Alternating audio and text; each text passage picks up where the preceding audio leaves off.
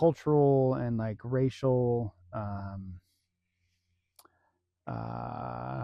demographic of the whole of, I mean, like the province, right? If you were to have it in a big, like a ring chart, and you have, okay, this much First Nations, like this much is from here, this much is from there, all the way around.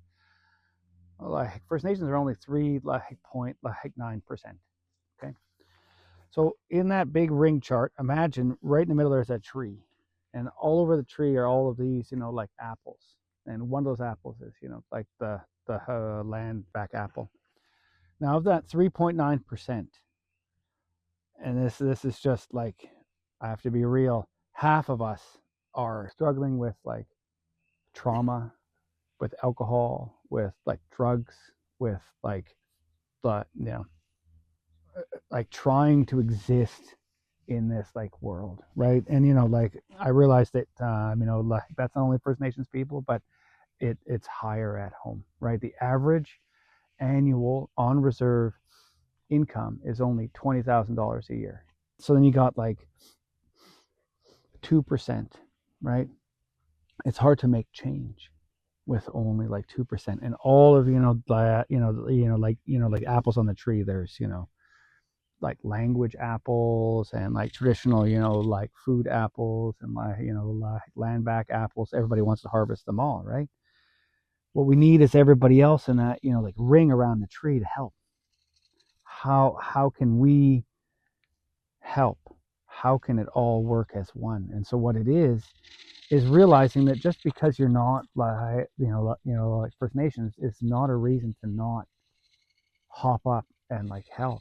And so how do you help, right? This recent ruling in like Richmond is an excellent example, right? Everybody's worried. When you hear land back, you get nervous. I understand. I'm half white. I know what half of like the ancestors I have would like view that like. When you hear land back, you think, I'm going to take your house, I'm going to take all your objects, you can have nothing, and you have to head over to Europe. That's what the colonial like idea was for like hundreds of years, right? So when you hear it, that's what a lot of like individuals assume, that land back is loss of everything, because that's what happened here. We lost everything, but we're not like that. And I think having the other 90 like 5 like percent understanding what I mean when I say we're not like that. Okay, my elder Les like Cheem, okay, he's so smart. When I was younger, I used to get mad. I get angry about things, and my grandmother would get upset with me. Don't be mad about nothing. I'd say, Grandma, I'm so mad about this person did this thing. She'd say, okay, what do you want to do about it? Well, I just want to go hit him in the face. He did this thing, and I'm real mad. I want to go hit him. And she goes, okay, what happens if you did? Oh, I'd feel good. I'd go smuck him in the nose, and then like it'd be okay. And she'd say, but what would happen with him? Well, then I bet he would actually be upset. Well, then what does he want to do? Well, then he probably wants to hit me in the face. And then what happens? Well, then he'd probably come hit, like me in the face. Then what are you going to do? And you're like, oh, I see. It's a loop, hey? She's like, yeah. Is that what you want? You want everybody to go around like this all day? Ah, sha.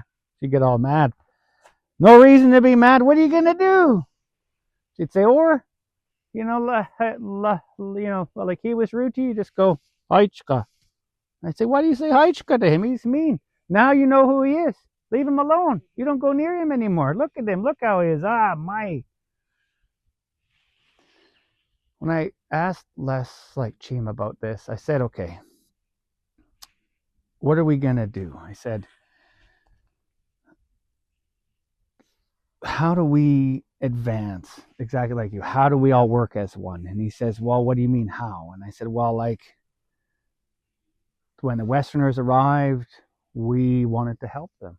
Like I said up there, one of our, like words literally, like changed as a result of how we we wanted to help everybody.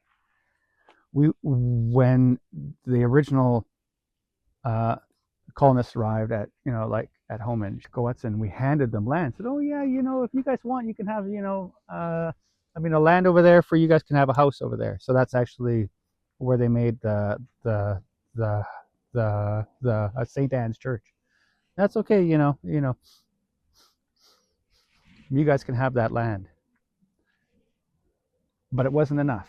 And in the end, they just wanted more and more and more. And we all, know the rest of it, right? So then I'm asking him, well, what do we do now? And he says, what do you mean, what do we do now? I said, well, look what happened. He goes, yeah. And I'm like, okay, well, what do you mean? And he says, well, what would have happened if, they'd listened? And I said, well, they'd have some land over there. They'd probably be using our language. We'd all be one. We probably would have, intermarried and had, like children, and so they'd be wearing our names. They'd have houses. Everybody would be good. And he goes, and what's wrong with that? And I'm like, but look what happened. And he goes, yeah, but it's never too late. Why would it ever be too late?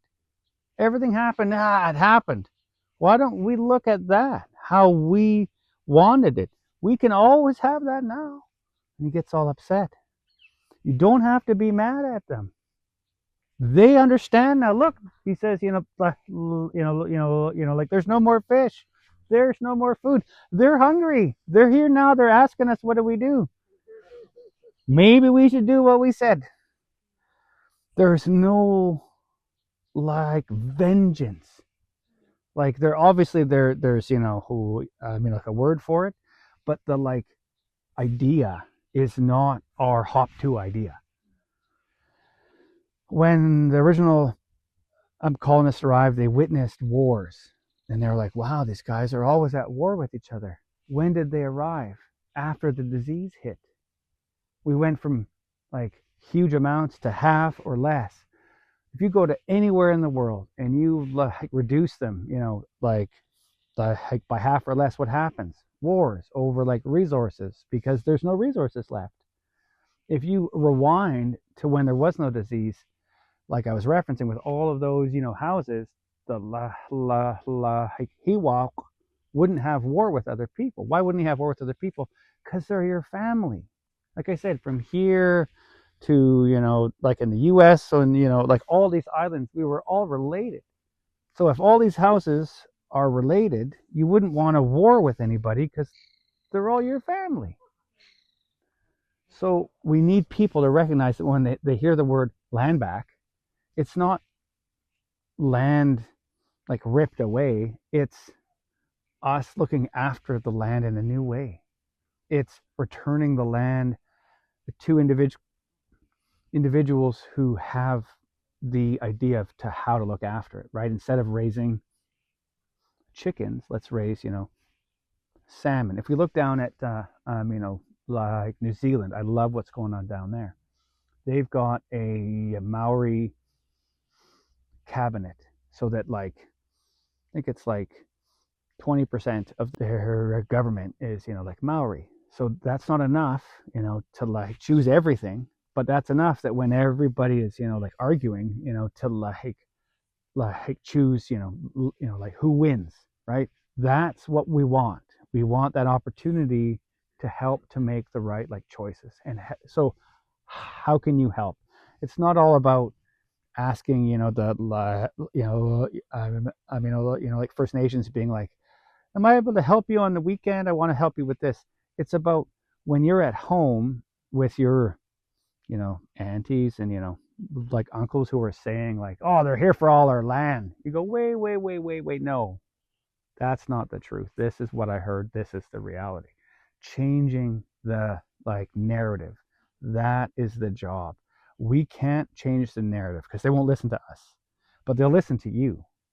I do a lot of cultural safety work, and I've got a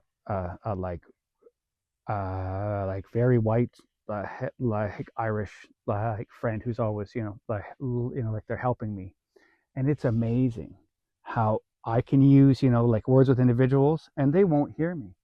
But when they hear it from her, it's like, oh, click. Oh, yeah, that's right. That's the right way. But when they hear it from you, it's a whole new way. So I guess the advice I have is using your like privilege to like change the like narrative of the ones who are upset or like worried, to help them realize that we don't just want what we want what everybody wants. Everybody wants to eat, everybody wants access to land, everybody wants like healthy rivers and like healthy watersheds, right? That's all we want.